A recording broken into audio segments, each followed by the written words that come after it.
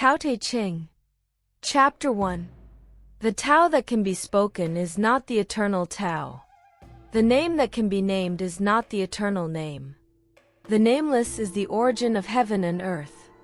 The named is the mother of all things.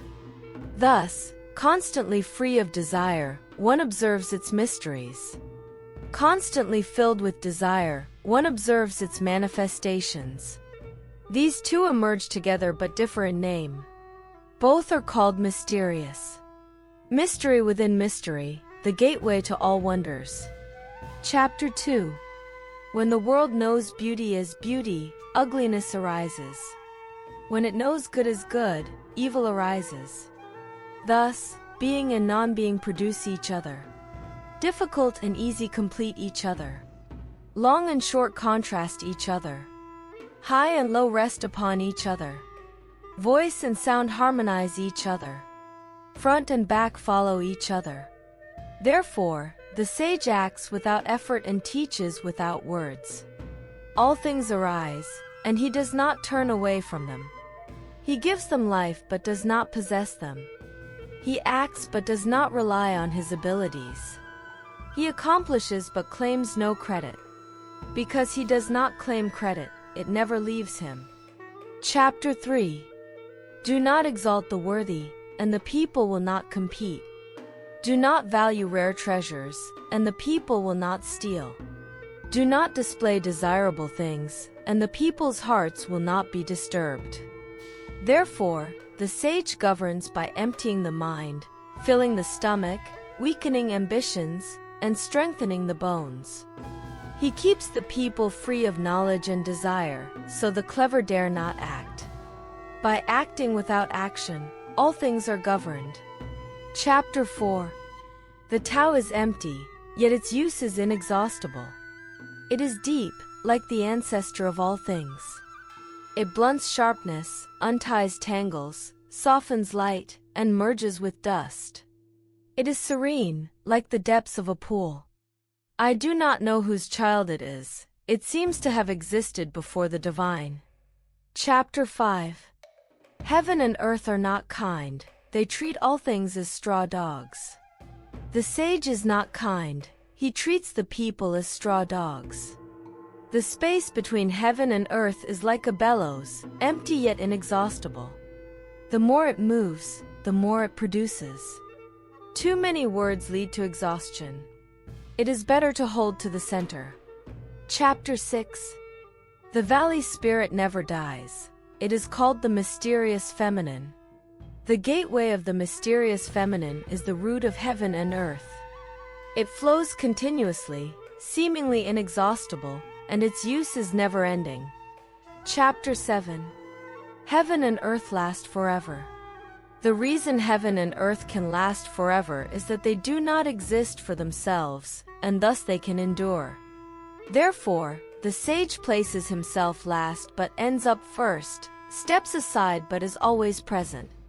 Is it not because he is selfless that he can fulfill himself? Chapter 8. The highest goodness is like water. Water benefits all things without competing with them. It stays in places that others avoid, and thus it is close to the Tao. In dwelling, be close to the land. In thinking, keep to the simple. In conflict, be fair and generous. In governing, do not try to control. In work, do what you enjoy. In family life, be completely present. Because it does not compete, it is free from blame. Chapter 9. To hold something until it is full is not as good as stopping in time. A blade that is too sharp cannot last long. A house filled with gold and jade cannot be protected. Wealth and pride lead to one's downfall. Withdraw when the work is done. This is the way of heaven. Chapter 10. Can you keep your soul and body united without separation? Can you focus your breath and become as soft as a baby? Can you cleanse your inner vision and see without flaw? Can you love the people and govern the state without cunning? Can you open and close the gates of heaven like a mother bird? Can you understand all without taking action? To give birth and to nourish, to create without possessing, to act without expecting, to lead without controlling. This is the profound virtue. Chapter 11. 30 spokes share one hub. It is the empty space that makes the wheel useful. Mold clay into a vessel. It is the empty space that makes the vessel useful. Cut doors and windows to build a house. It is the empty space that makes the house useful. Therefore, the tangible provides benefit, but the intangible makes it useful. Chapter 12. The 5 colors blind the eyes. The 5 tones deafen the ears. The 5 flavors dull the palate. Racing and hunting madden the mind. Precious things lead one astray. Therefore, the sage cares for the belly, not the eyes. He rejects the latter and chooses the former. Chapter 13. Favor and disgrace are like fear. Honor and great trouble are like the self. What does favor and disgrace are like fear mean? Favor is inferior. Gaining it brings fear, and losing it brings fear.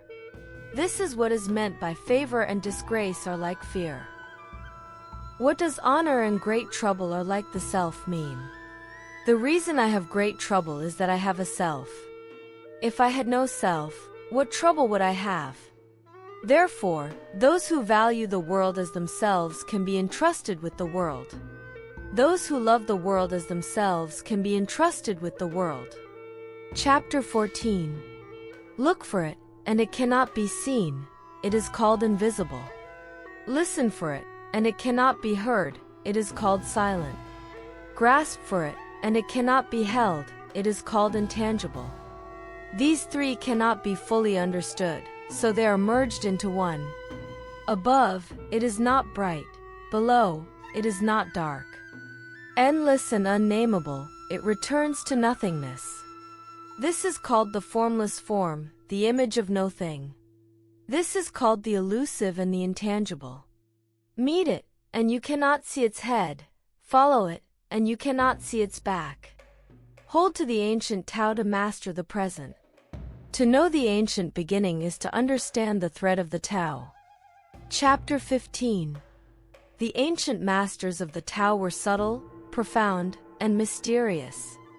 Because they were so deep, they cannot be fully understood. Thus, I can only describe them hesitantly. Cautious, as if crossing a winter stream. Watchful, as if aware of danger on all sides. Respectful, as if a guest. Yielding, as if ice about to melt. Simple, as if uncarved wood. Open, as if a valley. Opaque, as if muddy water. Who can wait quietly while the mud settles? Who can remain still until the moment of action? Those who hold to the Tao do not seek to be full. Because they are not full, they can be worn out yet renewed. Chapter 16. Attain complete emptiness, maintain steadfast stillness. All things arise together, and I watch them return. All things flourish, but each returns to its root. Returning to the root is called stillness. Stillness is called returning to one's destiny. Returning to one's destiny is called the constant. Knowing the constant is called clarity. Not knowing the constant leads to disaster. Knowing the constant allows acceptance. Acceptance leads to fairness. Fairness leads to wholeness. Wholeness leads to heaven. Heaven leads to the Tao. The Tao leads to eternity. Thus, one's whole life is free from danger. Chapter 17. The best rulers are barely known by their subjects. The next best are loved and praised. The next are feared. The worst are despised. If you do not trust others, they will not trust you. The best rulers value their words and accomplish their tasks. When the work is done, the people say, "We did it ourselves."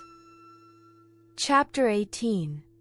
When the great Tao is forgotten, kindness and morality arise. When wisdom and intelligence appear, great hypocrisy follows. When family relationships are discordant, filial piety and parental love emerge. When the nation is in chaos, loyal ministers appear. Chapter 19. Abandon sagacity and discard wisdom, and the people will benefit 100-fold. Abandon kindness and discard morality, and the people will return to filial piety and parental love.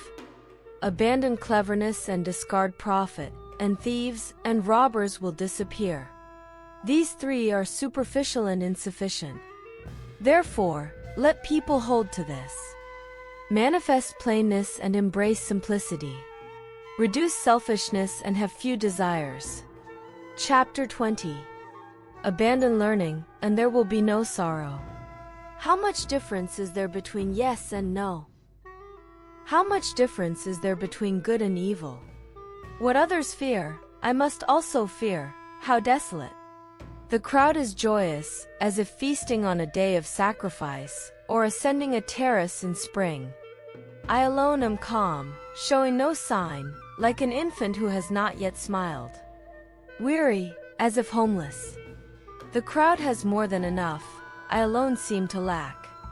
I have the mind of a fool, how confused! Ordinary people are bright, I alone am dim. Ordinary people are clever, I alone am dull. Drifting, as if without direction. The crowd has purpose, I alone am stubborn and uncouth. I alone am different, for I value being nourished by the Tao. Chapter 21. The form of great virtue follows the Tao alone. The Tao is elusive and intangible. Intangible and elusive, yet within it are images. Elusive and intangible, yet within it are things. Hidden and deep, within it is the essence. This essence is very real, and within it is truth. From ancient times to the present, its name has never ceased. Through it, we perceive the origin of all things. How do I know the origin of all things? By this. Chapter 22. To yield is to be preserved whole. To be bent is to become straight. To be hollow is to be filled. To be worn out is to be renewed. To have little is to possess. To have much is to be confused. Therefore, the sage embraces the one and becomes a model for the world. He does not show himself, and thus is seen. He does not justify himself, and thus is recognized. He does not boast, and thus is credited. He does not pride himself, and thus endures. Because he does not compete, no one in the world can compete with him. The ancient saying, "To yield is to be preserved whole," is not empty words. Truly, it brings wholeness and return. Chapter 23. To speak little is natural. A whirlwind does not last all morning. A rainstorm does not last all day. Who causes these things? Heaven and earth. If heaven and earth cannot make them last, how much less can humans? Therefore, those who follow the Tao are one with the Tao. Those who follow virtue are one with virtue. Those who follow loss are one with loss. Those who are one with the Tao are welcomed by the Tao. Those who are one with virtue are welcomed by virtue. Those who are one with loss are welcomed by loss. When trust is insufficient, there is no trust. Chapter 24. Those who stand on tiptoe do not stand firm. Those who rush ahead do not go far. Those who show themselves are not seen clearly. Those who justify themselves are not recognized. Those who boast are not credited. Those who pride themselves do not endure. From the perspective of the Tao, these are like excess food and useless growths. Even things despise them, so those who follow the Tao do not dwell in them. Chapter 25. There is something formless and perfect, existing before heaven and earth. Silent and empty, it stands alone and unchanging. It is the mother of all things.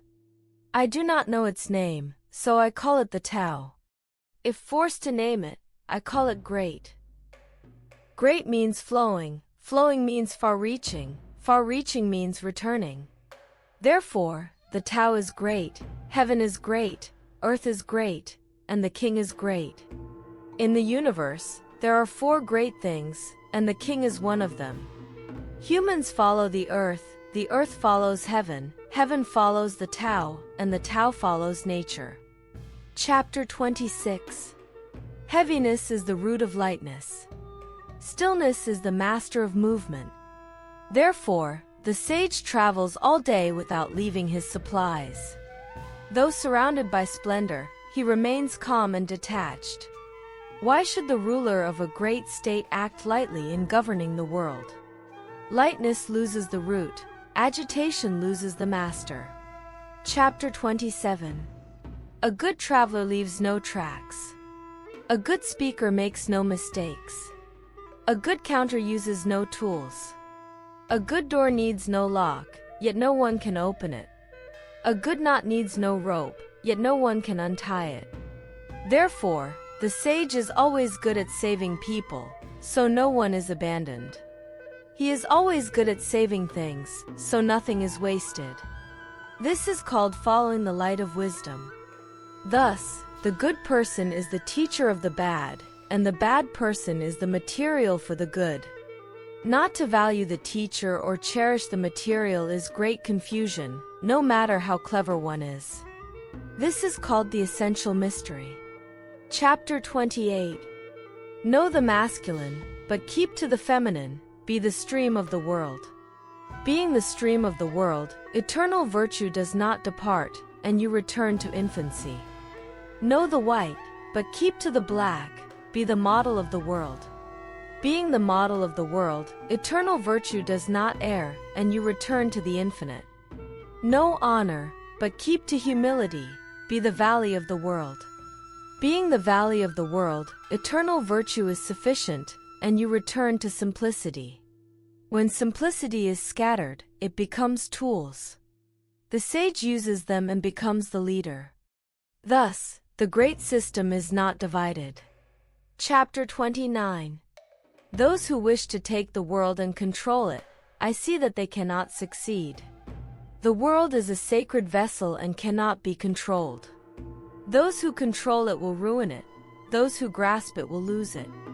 Therefore, some things lead, and some follow, some blow hot, and some blow cold, some are strong, and some are weak, some rise, and some fall.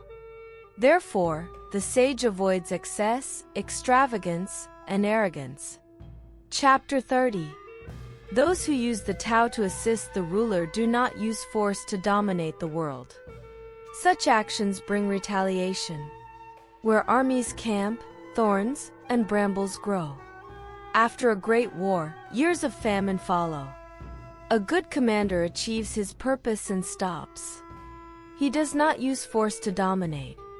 Achieve your purpose, but do not boast. Achieve your purpose, but do not gloat. Achieve your purpose, but do not be proud. Achieve your purpose, but only as a last resort.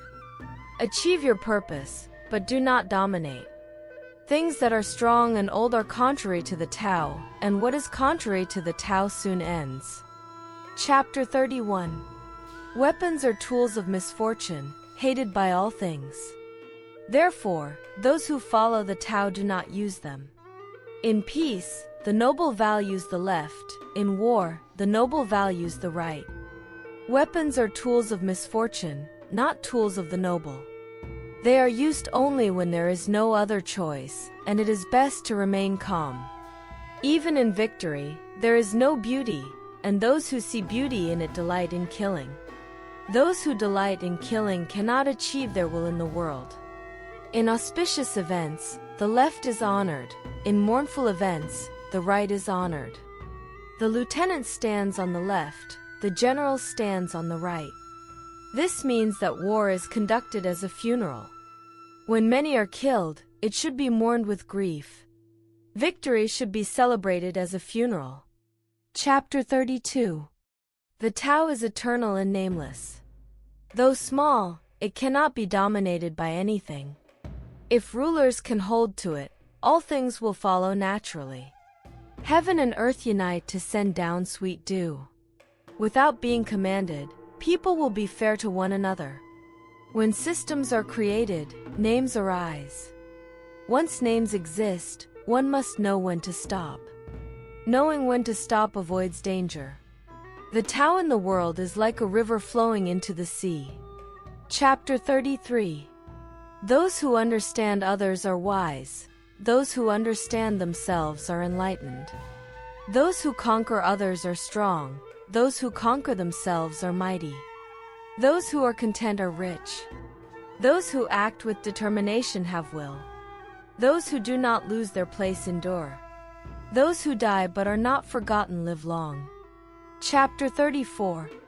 The great Tao flows everywhere, both to the left and to the right. All things depend on it for life, and it does not turn away from them. It accomplishes its task but does not claim credit. It clothes and nourishes all things but does not rule over them. It is always without desire. It can be called small. All things return to it, yet it does not rule over them. It can be called great. Because it does not consider itself great, it can accomplish greatness. Chapter 35. Hold the great image, and the world will come to you. It comes without harm, and there is peace and security. Music and food entice travelers to stop. But the Tao, when spoken, is bland and tasteless. It cannot be seen, it cannot be heard, yet it cannot be exhausted. Chapter 36. To shrink something, you must first expand it. To weaken something, you must first strengthen it. To overthrow something, you must first raise it. To take something, you must first give it. This is called subtle wisdom. The soft and weak overcome the hard and strong. Fish cannot leave the deep. The sharp tools of the state cannot be shown to others. Chapter 37. The Tao is always without action, yet nothing is left undone. If rulers can hold to it, all things will transform themselves. If, after transformation, desires arise, I will restrain them with nameless simplicity. Nameless simplicity brings freedom from desire. Without desire, there is stillness, and the world will settle itself. Chapter 38. High virtue is not virtuous, thus, it is virtuous. Low virtue never loses virtue, thus, it is not virtuous. High virtue takes no action and has no purpose. Low virtue takes action and has a purpose. High kindness takes action but has no purpose. High justice takes action and has a purpose. High ritual takes action, and when no one responds, it forces compliance. Therefore, when the Tao is lost, there is virtue. When virtue is lost, there is kindness. When kindness is lost, there is justice. When justice is lost, there is ritual. Ritual is the thinning of loyalty and trust, and the beginning of chaos.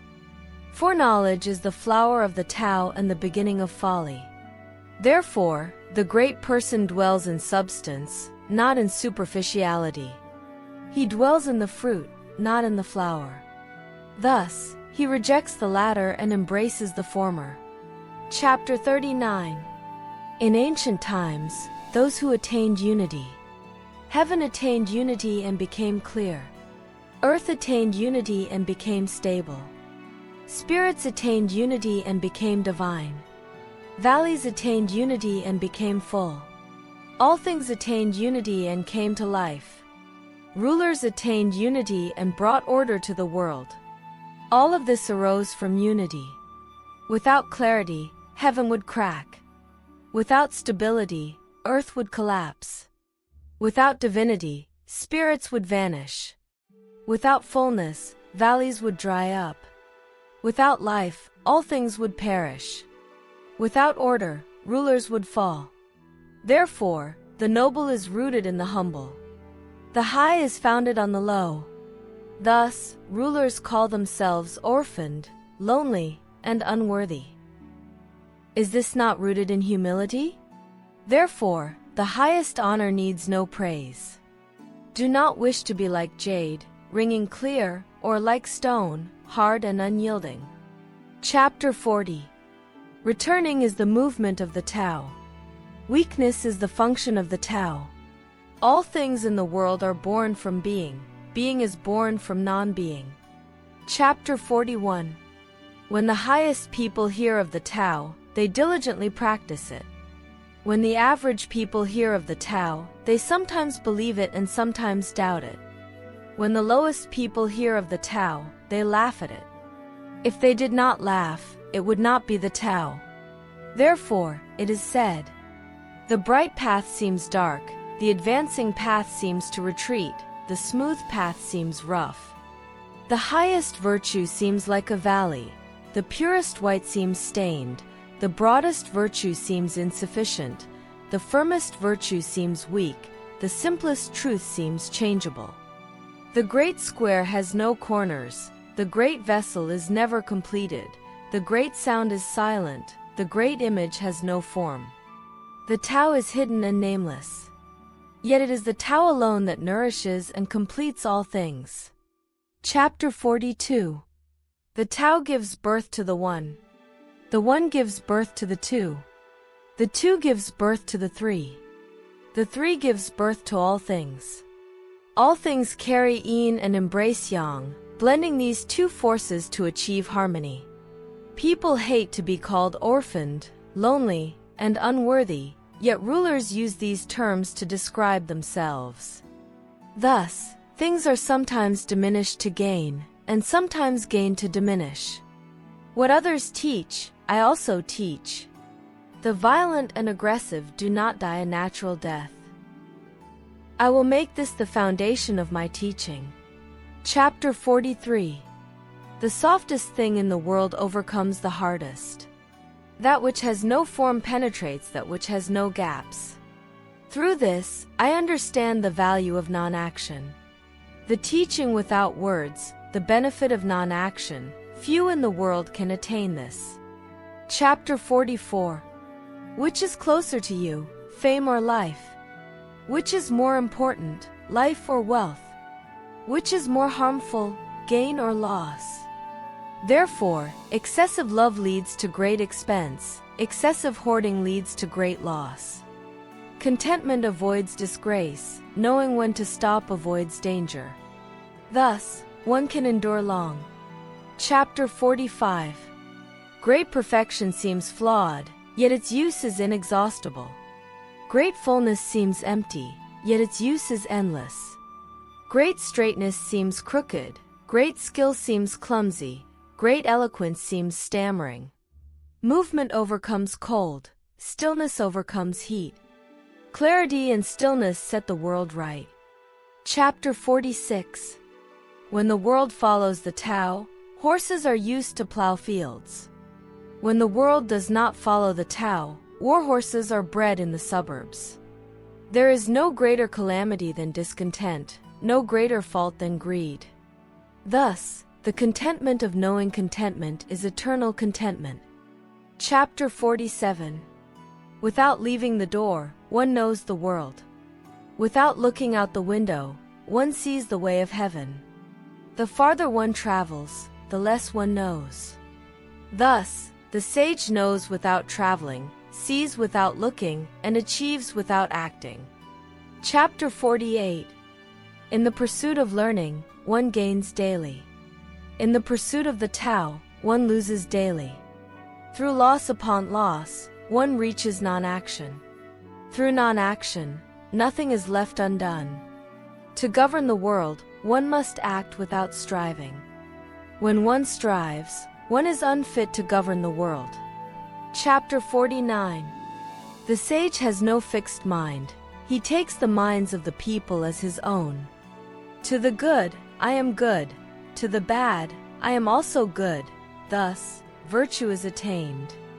To the trustworthy, I am trustworthy. To the untrustworthy, I am also trustworthy. Thus, trust is attained. The sage lives in the world harmoniously, blending his mind with the world. The people all focus on their senses, but the sage sees them as children. Chapter 50. Life leads to death. 3 out of 10 are companions of life, 3 out of 10 are companions of death, and 3 out of 10, in their living, move toward death. Why is this so? Because they cling to life too intensely. I have heard that those who are good at preserving life do not meet rhinos or tigers in the wild, nor do they carry weapons in battle. The rhino finds no place to thrust its horn, the tiger finds no place to sink its claws, the weapon finds no place to pierce. Why is this so? Because they have no place for death. Chapter 51. The Tao gives birth to all things, virtue nurtures them. Matter shapes them, circumstances complete them. Thus, all things honor the Tao and value virtue. The honor of the Tao and the value of virtue are not conferred but arise naturally. Therefore, the Tao gives birth, virtue nurtures, raises, educates, matures, nourishes, and protects. It gives life without possessing, acts without claiming, and leads without controlling. This is called profound virtue. Chapter 52. The world has a beginning, which is the mother of the world. Once you know the mother, you can know the children. Once you know the children, return to the mother, and you will be free from danger. Close your mouth, shut your doors, and you will not be troubled throughout life. Open your mouth, meddle in affairs, and you will be beyond help throughout life. Seeing the small is called clarity, maintaining softness is called strength. Use the light, but return to clarity. Do not bring harm upon yourself, this is called following the eternal. Chapter 53. If I had even a little wisdom, I would walk the great path and fear only straying. The great path is very smooth, but people love byways. The court is very corrupt, the fields are very barren, the granaries are very empty. Yet some wear elegant clothes, carry sharp swords, indulge in food and drink, and possess excessive wealth. This is called robbery and extravagance. It is not the Tao.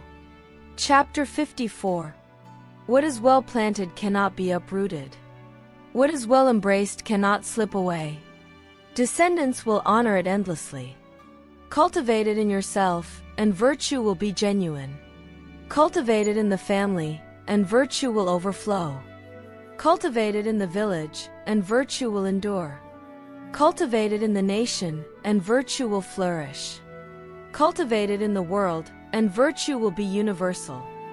Therefore, observe others through yourself, observe families through your family, observe villages through your village, observe nations through your nation, observe the world through the world. How do I know the world is so? By this. Chapter 55. One who is filled with virtue is like a newborn child.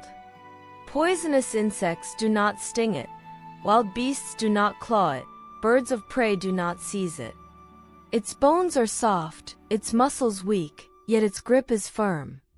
It does not know the union of male and female, yet its organ is aroused, such is the perfection of its essence. It can cry all day without becoming hoarse, such is the harmony of its vitality. To know harmony is to know the eternal. To know the eternal is to be enlightened. To force life is to invite calamity. To control the mind with the heart is to be strong.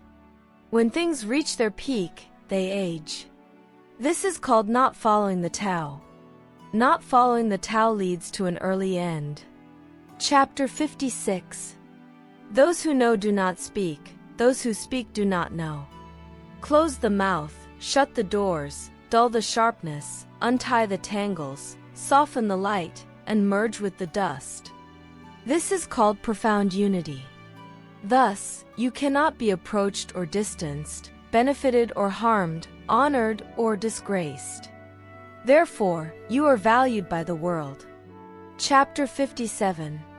Govern the state with correctness, wage war with surprise, win the world by doing nothing. How do I know this is so? By this. The more restrictions and prohibitions there are in the world, the poorer the people become. The more sharp weapons the people have, the more disorder there is in the state. The more clever and skillful people are, the more strange things appear. The more laws and regulations are promulgated, the more thieves and robbers there are. Therefore, the sage says, I do nothing, and the people transform themselves. I love stillness, and the people correct themselves. I do not meddle, and the people prosper. I have no desires, and the people simplify themselves. Chapter 58. When the government is relaxed, the people are content. When the government is strict, the people are cunning. Misfortune is what fortune depends on. Fortune is where misfortune hides. Who knows the ultimate end? There is no fixed standard. The normal becomes the strange, the good becomes the monstrous. People have been deluded for a long time. Therefore, the sage is square but does not cut, sharp but does not pierce, straight but does not stretch, bright but does not dazzle. Chapter 59. To govern people and serve heaven, nothing compares to frugality. Only through frugality can one prepare early. Preparing early is called accumulating virtue. Accumulating virtue means nothing is insurmountable. When nothing is insurmountable, no limits are known. When no limits are known, one can possess the state. Possessing the mother of the state, one can endure long. This is called deep roots and a firm foundation, the way of long life and lasting vision. Chapter 60. Governing a large state is like cooking a small fish. When the Tao is used to govern the world, evil spirits lose their power. Not that they lose their power, but their power does not harm people. Not that their power does not harm people, but the sage also does not harm people. When neither harms the other, virtue returns to both. Chapter 61. A large state is like the lower reaches of a river. It is the meeting place of the world, the female of the world. The female always overcomes the male through stillness. By being still, she takes the lower position. Thus, a large state, by taking the lower position, can win over a small state. A small state, by taking the lower position, can win over a large state. Thus, some take the lower position to win over others, some are in the lower position and win over others. A large state desires nothing more than to nurture and protect others. A small state desires nothing more than to serve others. When both get what they desire, the larger state should take the lower position. Chapter 62. The Tao is the hidden treasure of all things. It is the treasure of the good and the refuge of the bad. Beautiful words can win respect. Beautiful deeds can elevate others. Even the bad, why should they be abandoned? Therefore, when the emperor is enthroned and the 3 ministers are installed, though they present jade discs followed by teams of horses, it is not as good as sitting and offering the Tao. Why did the ancients value the Tao? Did they not say, "Seek and you will find, be guilty and you will be forgiven"? Therefore, the Tao is valued by the world. Chapter 63. Act without acting, work without working, taste without tasting. Regard the small as great, regard the few as many. Repay resentment with virtue. Plan for the difficult while it is still easy. Accomplish the great by attending to the small. The most difficult tasks in the world begin with the easy. The greatest tasks begin with the small. Therefore, the sage never strives for the great, and thus achieves greatness. Light promises inspire little trust. Taking things too lightly leads to great difficulty. Therefore, the sage regards things as difficult, and thus encounters no difficulty. Chapter 64. What is at rest is easy to hold. What has not yet appeared is easy to plan for. What is brittle is easy to break. What is small is easy to scatter. Act before things arise. Govern before chaos begins. A tree as big as a man's embrace grows from a tiny sprout. A tower 9 stories high begins with a heap of earth. A journey of 1,000 miles begins with a single step. Those who act ruin things, those who grasp lose things. Therefore, the sage does not act and thus does not ruin. he does not grasp and thus does not lose. People often fail on the verge of success. Be as careful at the end as at the beginning, and there will be no failure. Therefore, the sage desires to be desireless. He does not value rare goods. He learns to be unlearned, returning to what others have missed. Thus, he supports all things in their natural state and does not dare to act. Chapter 65. In ancient times, those who excelled in the Tao did not use it to enlighten the people but to keep them simple. The people are difficult to govern because they are too clever.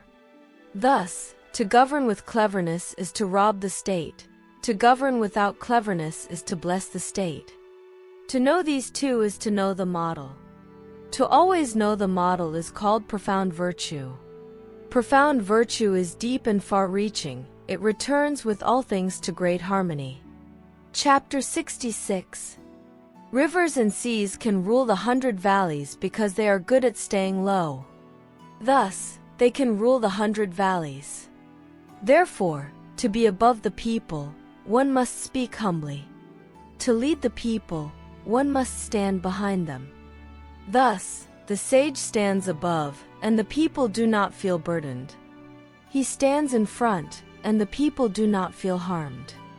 Thus, the world delights in supporting him and does not tire of him. Because he does not compete, no one in the world can compete with him. Chapter 67. The world says that my Tao is great, but it seems unlike anything. It is precisely because it is great that it seems unlike anything. If it were like anything, it would have long since become small. I have 3 treasures that I hold and cherish. The first is compassion, the second is frugality, the third is not daring to be ahead of the world. Compassion leads to courage, frugality leads to abundance, not daring to be ahead leads to leadership. Now, if one abandons compassion for courage, abandons frugality for abundance, and abandons humility for ambition, one is doomed. With compassion, one can fight and win. With compassion, one can defend and be secure. Heaven saves and protects through compassion. Chapter 68. A good warrior is not aggressive. A good fighter does not become angry. A good conqueror does not engage the enemy. A good leader places himself below others. This is called the virtue of non-contention. This is called using the strength of others. This is called matching the ultimate of heaven. Chapter 69. There is a saying in military strategy. I dare not be the host but prefer to be the guest. I dare not advance an inch but prefer to retreat a foot. This is called marching without moving, rolling up one's sleeves without showing one's arms, confronting the enemy without fighting, and holding weapons without using them. There is no greater disaster than underestimating the enemy. Underestimating the enemy almost costs me my treasures. Thus, when opposing forces meet, the compassionate side wins. Chapter 70. My words are easy to understand and easy to practice. Yet no one in the world can understand or practice them. My words have a source, my actions have a guide. Because people do not understand this, they do not understand me. Those who understand me are few, those who follow me are rare. Therefore, the sage wears coarse cloth but carries a jewel in his heart.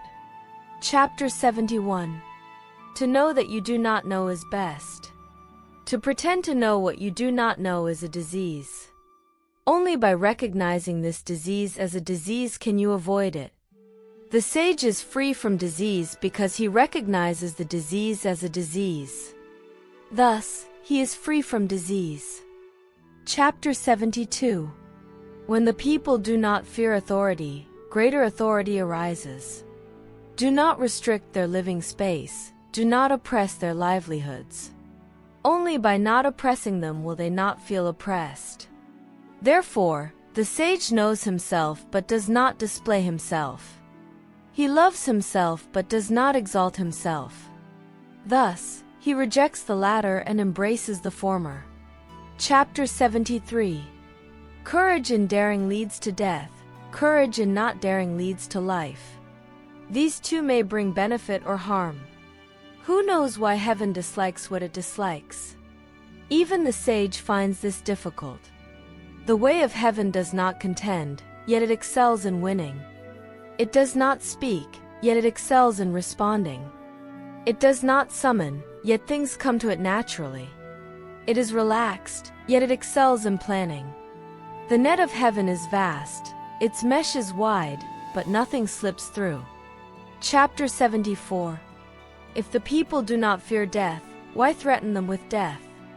If the people are made to fear death, and I can seize and kill those who break the law, who would dare to break it?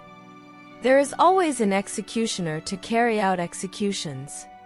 To take the place of the executioner is like trying to carve wood in place of a master carpenter. Those who try to carve wood in place of a master carpenter rarely escape injuring their own hands. Chapter 75.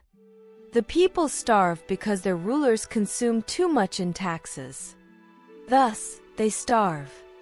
The people are difficult to govern because their rulers interfere too much. Thus, they are difficult to govern. The people risk death because their rulers pursue life too intensely. Thus, they risk death. Only those who do not strive to live are wiser than those who value life excessively. Chapter 76. When a person is born, he is soft and weak. When he dies, he is stiff and rigid. When plants are alive, they are soft and supple. When they die, they become dry and brittle. Thus, the stiff and rigid are companions of death, the soft and weak are companions of life. Therefore, an army that is too strong will not win, a tree that is too strong will break. The strong and great are placed below, the soft and weak are placed above. Chapter 77. The way of heaven is like drawing a bow. The high is pulled down, the low is raised up. The excessive is reduced, the insufficient is supplemented. The way of heaven reduces the excessive and supplements the insufficient. The way of humans is not so. It reduces the insufficient to offer to the excessive. Who can offer their excess to the world? Only those who follow the Tao. Therefore, the sage acts without claiming, achieves without boasting, and does not wish to display his worth. Chapter 78. Nothing in the world is softer and weaker than water. Yet nothing is better at overcoming the hard and strong. There is nothing that can take its place. The weak overcome the strong, the soft overcome the hard. Everyone in the world knows this, but no one practices it. Therefore, the sage says, to bear the disgrace of the state is to be the lord of the land. To bear the misfortunes of the state is to be the king of the world. True words seem paradoxical. Chapter 79. To reconcile a great resentment, there will surely be some resentment left. How can this be considered good? Therefore, the sage holds the left part of the contract but does not demand repayment. Those with virtue hold the contract, those without virtue enforce it. The way of heaven shows no favoritism, it is always with the good. Chapter 80. Let the state be small and the people few. Let there be tools that serve 10 or 100 times their purpose, but let them not be used. Let the people value their lives and not move far away. Though there are boats and carriages, let them not be ridden. Though there are weapons and armor, let them not be displayed. Let the people return to tying knots to keep records. Let their food be sweet, their clothes beautiful, their homes comfortable, and their customs joyful. Let neighboring states see each other and hear the sounds of each other's dogs and chickens. Yet let the people grow old and die without visiting each other. Chapter 81. True words are not beautiful, beautiful words are not true. The good do not argue, those who argue are not good. The wise are not learned, the learned are not wise. The sage does not accumulate. The more he does for others, the more he has. The more he gives to others, the more he possesses. The way of heaven benefits without harming. The way of the sage acts without contending.